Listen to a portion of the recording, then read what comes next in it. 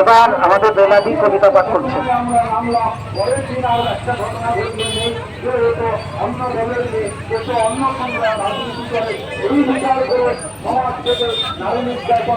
নমস্কার।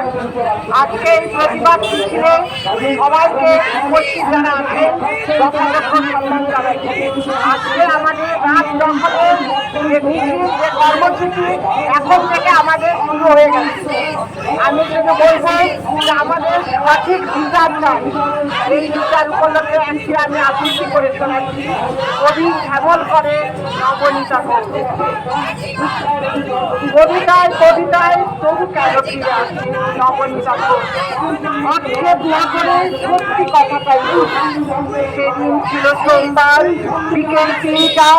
আমি যখন যৌবনের এক প্রান্ত থেকে আর এক প্রান্তে হাঁটে দিচ্ছি, সৌন্দর্য, ভদ্রতা, অশ্লীলতা, ঠিক তখনই